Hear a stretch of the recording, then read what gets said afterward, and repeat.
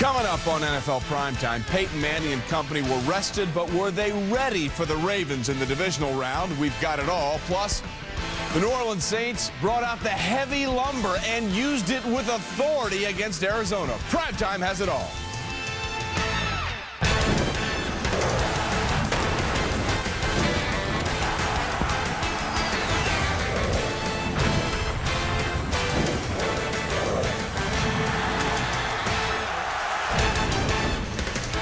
NFL Primetime is presented by Trey. Hi, everybody, and welcome into NFL Primetime, divisional round style. So glad you're here with us. Trey, Wingo, along with Merrill, Hoge, and Trent Dilfer. Guys, my brother. December 17th, 2009. Colts come back in the fourth quarter to beat Jacksonville, move to 14-0. Took the rest of the regular season off. So Saturday night, Peyton Manning and company welcomed in the Baltimore Ravens, looking to play a full 4 quarters for the first time in almost a month. And there he is. They benched Curtis Payton for this game and decided to bring in Peyton Manning. Good move. Another good move, but the Ravens stuck with Ray Lewis. All right, Colts got a field goal on their first drive, and then Joe Flacco to Derek Mason, 18-yard line after a pickup at 27. He had 55 yards passing on the first drive after 34 the entire game against the Patriots. But on 3rd and goal, oh, sweet Moses, almost a pick six by Antoine Bethea, Trent. Joe Flacco forces this one in there, and he knows he just got away with one there. That should have been a pick six. Settled for a field goal on the Ravens' longest drive of the year, 7 minutes, 47 seconds. And then Reggie Wayne is silly good with the hands, Merrill. Look at that catch. We call that webbing. Check those hands for webbing. You talk about snatching the ball out of the air. Great throw by Manning, but unbelievable catch by Reggie Wayne. Now, in the regular season win the Colts had over the Ravens, Dallas Clark had 1 catch. It was for a TD, but here on 3rd and 6, he gets a first down. Later on that drive, 3rd and 2. Haloti Ngata, say hello to Joseph Adai. Joseph Adai, you're not winning any of those battles, so that makes it 4th and 4, and they go for it, and Manning to Adai, and despite the big hit by Darnell Ellerbe, it is just enough for a first down. And then on 1st and goal, Manning to the young rookie Austin Collie out of BYU to man. It's in the corner of the end zone for a touchdown, Trent. Great route by Austin Collie. Gets up on Foxworth. Sudden move at the top. Great separation. Peyton Manning just drops it in there for the gimme 6. An 8-minute, 14-play drive. They're up 10-3. Now the Ravens trying to make something happen here. Go for the incompletion, but Flacco's hit by Dwight Freeney. That stops the clock. So on the next play, it's 3rd and 6, and Ray Rice, one of 5 drop passes the Ravens had. So that leads to a punt. It took all of 22 seconds. You can't give Peyton that kind of time because he's pretty good in the 2-minute drill. 2nd and 5. You're looking really at the entire extent of the Colts running game on this day. That was their biggest it. Run, their best run, and now they're done. Their most important run, 13 yards. Next play, Manning looking at Reggie Wayne, but there's laundry. We've got Dominique Foxworth called for pass interference. He's upset. The Ravens would be more upset 2 plays later. Manning looking for Collie, and it's a touch. Oh, no, it's taken apart by Ray Lewis. But more flags. They call helmet to helmet. You like the call? Yes, because you cannot lead with your head. When you do that, you hit another player, like a receiver in the head. About 99% of the time, they'll call that. All right, look at the time left. 7 seconds left. They only have 1 timeout. That is trusting your veteran receiver, Reggie Wayne, to sneak the ball over for the touchdown, Trent. This takes perfect timing, perfect trust between Wayne and Manning, and then a perfect throw. 17-3, Manning 21-29, a $180 and 2 touchdowns in the first half. As you can see, Coach Harbaugh a spot cross. A 3rd quarter, then things got a little crazy. Manning, boy, Ed Reed loves to do this. Picks him off for the 4th time, and he's off to the races. But notice Pierre Garçon hustling down and pulls an Ed Reed on Ed Reed. Punches it out, and Dallas Clark Johnny on the spot. What hustle! Well, what I loved about it is that's not what receivers work on, but the ability to do that, the effort, the desire, that's what makes great football players. All right, so they get the ball back, and then Ed Reed does it again. Twice on 1 drive, he intercepts Peyton Manning, but you might have seen a little yellow flag there. And despite Garçon hustling back to make the tackle, it's coming back for pass interference, Trent. As it should. This is blatant pass interference. Corey Ivy gets up in the grill, doesn't turn back to play the football. Because of that, that is a gimme flag right there. The Ravens got in their own way so many times. 4th quarter, they're down 20-3, trying to get something going. Ray Rice, who ran really hard in this game, but look at Raheem Brock come in from way downfield, and bang, pops it out. One of 4 turnovers as Clint Session would recover. And the Colts, despite the rest and the rust and turning their back on 16-0, take care of business for the 8th straight time. They beat the Baltimore Ravens 20-3, 17 points in the first half, only 3 in the second, and they hold the Ravens to only 3 points. The Indy defense, as well as a little hustle from Pierre Garçon, the reason why they're hosting the AFC title game. You know the situation. We have no timeouts. You know, I think from there, depending on how much time the first play takes, you're obviously going for the end zone. We're kind of drawing up plays and thinking of plays, and we kind of came up with that once we were breaking the huddle. Me and Reg and Dallas were kind of, you know, what do you think? What do you want to run? You know, it's a little bit of, you know, recess playground, if you will. And we finally, the thought kind of hit Reg and I at the last minute and got him on the right route, and he made a great catch and great job getting into the end zone. It is frustrating, you know. Ed made 2 great plays. The kid made an unbelievable play. He must be a former safety or something, I don't know, but that was a hell of a play. And then, you know, with the penalty, I mean, I didn't, you know, I saw it on the Jumbotron. I don't know, it's a tough play. It is demoralizing when you have a big play like that, and then, you know, you think you're jogging off the field, and all of a sudden you're running right back on. A great call. You know, we had him beat, but he took my touchdown away, so I had to go get it back, really. Well, leading the way, you look at this defense that the Colts have had against the Ravens. This was Joe Flacco's 3rd start against the Colts, and Saturday's game ended the same way the previous 2 and the previous 5 before that, when Joe wasn't there, with a loss. And in those 3 games, the Colts have kept the Ravens out of the end zone, allowing 21 points on 7 field goals and forcing 11 turnovers.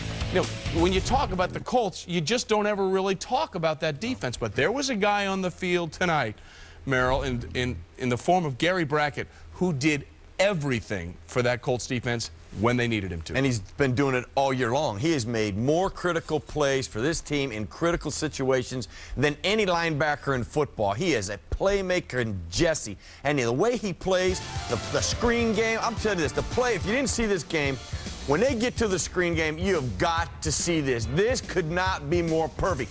Look how he takes on the guard as he's coming out, separation, and then tackles. That's Ray Rice, who breaks more tackles than any back in football.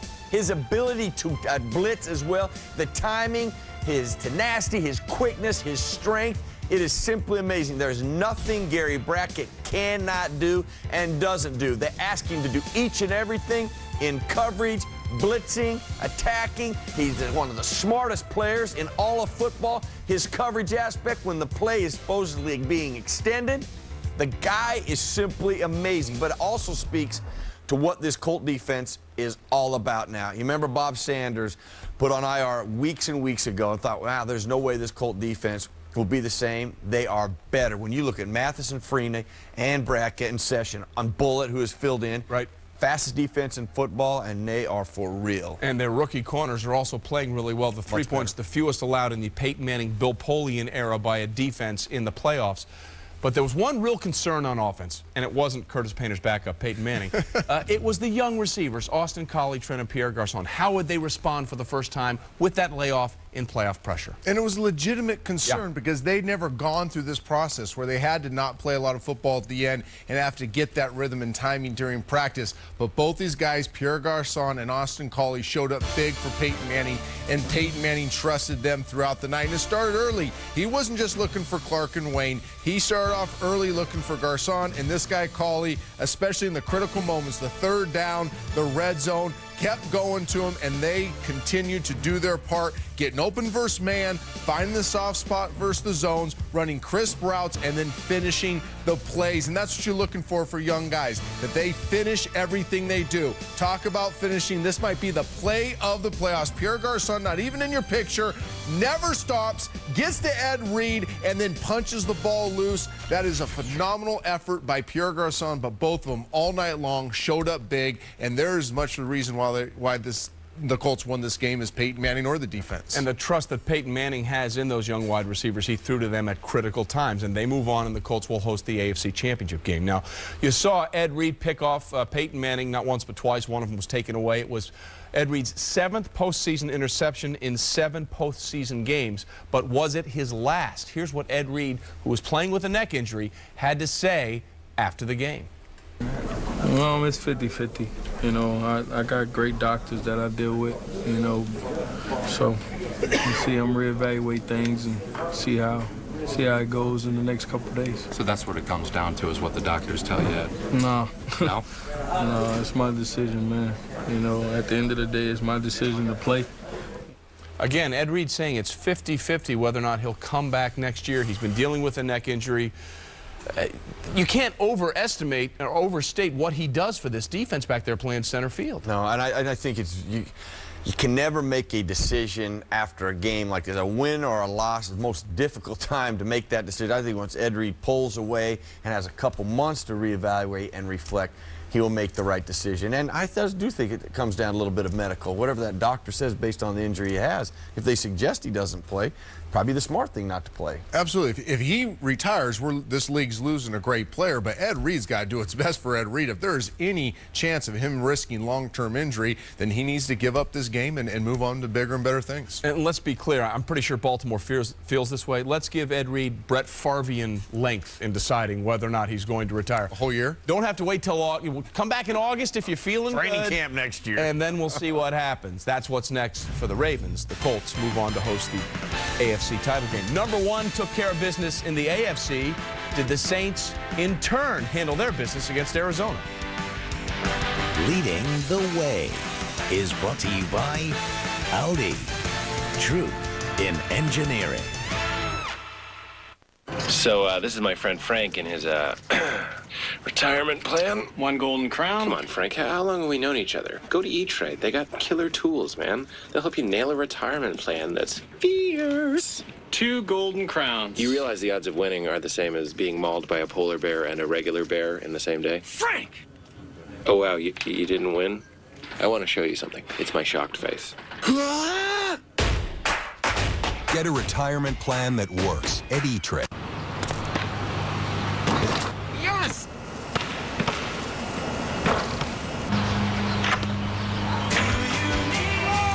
Score a free night on us after 4 stays or 10 nights at HamptonOffer.com. It's the choice of Ironmen, of Olympians, professional athletes, and these guys. Be a pro snacker with a handful of heart-healthy California almonds. So what are you gonna have? I'm gonna have one of these under 550 calorie meals. Applebee's new unbelievably great tasting and under 550 calories menu. It's all the taste and none of the trade-offs. That's under 550 calories? And it's another reason why there's no place like the neighborhood. You'll find the complete and completely affordable collection from Van Heusen at the men's store inside JCPenney and at jcp.com. Style, quality, and price matter. JCPenney. This Tuesday, the world's deadliest assassins are back.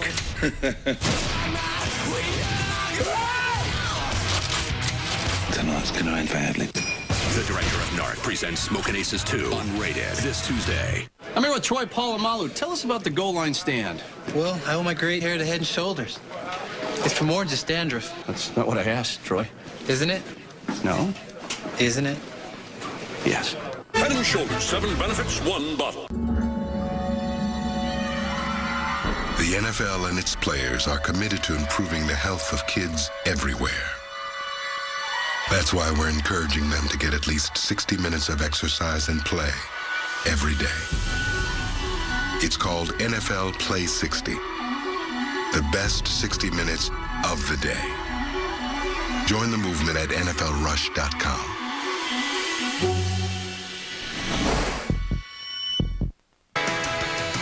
NFL Primetime is presented by E-Trade. All right, New Orleans, the Saints, #1 seed in the NFC, 3 straight losses to end the regular season. They signed Deuce McAllister, and he leads the team out of the tunnel as an honorary captain. Larry Fitzgerald there, Anquan Bolden inactive. First play from scrimmage, would the Saints be rusty? I'm going to say yes, because Tim Hightower, goodbye, have fun storming the castle. 70 yards and he's gone. 7-0. Arizona on top. The Saints, well, that's not in the game plan. That's not what we were supposed to do. But they get the ball back, and Reggie Bush, no hesitation, and bam, looking at finishing runs. Cuts it up for a first down. On the very next play, Drew Brees looking for Jeremy Shockey, who was hurt coming into this game, but he gave it everything he had. He was so happy he hit himself in the head 5 times. First down on the 5-yard line. And then Linnell Hamilton finishes it off. An answer touchdown, as Trent Dilfer likes to say. The best touchdown in football. Game tied at 7, and you don't want to do this in the dome. Jeremy Ehrman's got it until he doesn't. Randall Gay with a great job pulling a Pierre Garçon. Merrill popping it out for Darren Sharper. It's one thing making a catch, another thing get that ball high and tight to the chest. It can't. Once you carry the ball flat, defenders are great at stripping it away. And then Sharper always around when that ball's on the ground. And that was the thing that's been missing from the Saints D those last 3 games of the regular season. And Drew Brees was dialed in. Shockey on one leg goes in, makes it 14-7. I mean, he was barely limping around out there, Trent, and he made it work. Nice job by Jeremy Shockey, though, finishing his route, not giving up because he's hurt, and the offensive line protecting Drew Brees long enough that he could find him in the end zone and deliver the strike. All right, so after Arizona goes nowhere as they look at Shockey, they get the ball back, and you're going to see Reggie Bush, 1 tackle misses, and north-south. You go, Reggie! Afterburners on 46 yards for the score. No hesitation in his decision. No question. He got a seal. And a steal, and a missed tackle there, and a lightning bolt right there, and he was in the alley. Just gone. 21-7, 3 Saints possessions, 3 touchdowns. Next Cardinal possession, well, it can't get worse, can it? Yes, it can. Cedric Ellis comes through and sacks him for a loss of 8. Kurt Warner and Larry Fitzgerald saying, what? We had 50 last week. What's going on? Second quarter still 21-7. Well, it can't get worse. Yes, it can. It's intercepted by Darren Sharper. But wait, hang on, kids. There's a flag on the play. And as you shall see, Scott Shanley put the helmet there, right? They're going to call it every time. Right, you try to go up and knock the ball down. One thing you got to be careful of is where those hands come down. If it comes on the helmet, then you surely can't grab the face mask. They'll call that every time they see it. Keeps the drive alive, and Beanie Wells makes them pay. 21-14. Next Saints possession. Why not? How about a little flea flicker? Drew Brees to Devery Anderson for a 44-yard touchdown. And Trent, well-designed play. Really nice. 2 elements to look at here. The run gets the safety to get his eyes in the backfield. The slow play by the receiver that you don't see also gets the safety to bite. And then it's just a matter of Drew Brees giving him any type of ball Devery Henderson can adjust to and score 6. Well, now that's a real problem. They're up by 2 scores. That crowd noise gets into it, and you see this happen so often. It's a turnover by Will Smith, and oh, the decleating of Kurt Warner by Bobby McCray on the huge hit. As a quarterback, you hate to see that, Trent, but boy, it was a clean play. I'm trying not to watch it, but I'm forced to, and it was a clean play. Great hit. This is one that rattles your bones. Yeah, Warner headed to the locker room early with a chest injury, so with 1:16 left, you know Drew Brees is dialing up another touchdown to Marcus Colston. It's 35-14 at the break. Let's try and put Arizona's defense in perspective over the last couple of playoff games. 5 of the Saints' 6 possessions in the first half, touchdowns. So if you go back to the wild card round, the last 15 times the Cardinals defense took the field, they gave up 11 touchdowns, 1 field goal, and 1 punt. 80 possessions in 15 points. The Cardinals defense had set the record by half for the most points given up in 2 playoff games consecutively, and they still had 2 quarters to play. It's not looking good. Warner to Larry Fitzgerald underneath, far short of the first down. Cardinals got a punt, and on the punt, they gave it to Reggie Bush. Understand how good Reggie Bush was. This wasn't even the best play he had all day, and it was an 83-yard one to the house, Merrill. And they did everything right. They pinned him to the sideline. Now it's about your coverage units and your discipline. You can't get out of your lanes and blocked out of your lanes, because if you do, you give him a seal here. And a seal and there. A seal there. And an alley there. It's a massive alley, Trent Dilfer. Second touchdown of the game. It's 45-14, so that's 2 straight games the Cardinals D has given up 40 45. 4th and 3 from the 9. Warner, no go. Greg Williams is fired up, and Kurt Warner can only look as the Saints march on. 45-14. The city of New Orleans has hosted 9 Super Bowls. But next Sunday, for the first time ever, they're hosting an NFC Championship game. Reggie Bush's 46-yard touchdown run, the longest run in Saints postseason history. He had 217 all-purpose yards. Kurt Warner loses his first divisional game and is 0-3 in his postseason career at the Superdome. And you have to wonder, was this loss the last game in his career? Every time you take a hit like that, it makes you think twice about playing this game. You know, but something like that, or even this game, will not be the determining factor on my decision. Big-time players make big-time plays, you know, in games like this. And, you know, I knew I was going to get a lot of opportunities today to make plays and just be a difference maker for my team. And, you know, I just try to make the most of them, you know, every time I got the ball in my hands. So much for being rusty. You know, I thought in all 3 phases we played a real good game, and defensively against a team like that, you know, we talked about the turnovers being critical factors in this game. They were. We talked about the protection for the passing game being critical factors, and it was. We all see the team that won 13 games in a row, not the team that, you know, struggled against the Cowboys and then had one get away from us against Tampa, and then obviously rested guys at the end of the season. You can look at the first 13-0 Saints are the ones that finished the season 0-3, and we know that we're the 13-0 Saints. Hey, with a 13-0 Saints Saturday night, there's no question about that. And you just can't go back and look at enough of what Reggie Bush has done. We've seen the punt returns and the catches before. Merrill, we saw decisions, quick, fast, north-south running. Yeah, we call that being a decisive runner and running with an attitude. And that's what you saw with Reggie Bush. You know, Trey mentioned it. You know, we've seen Reggie on the dynamic punt returns, you know, the passing game. But the way he ran the football inside the tackles and how he finished runs is the thing that he has been working on transitioning to the National Football League. You finish there, lower your same foot, same shoulder, Chuck Noyes-Satigas, same foot, same shoulder, first contact wins, and finish. When you get a seam and you get a lane, you take advantage of it. And this speaks to everything right here, how dynamic he is, how quick he is. He makes people miss.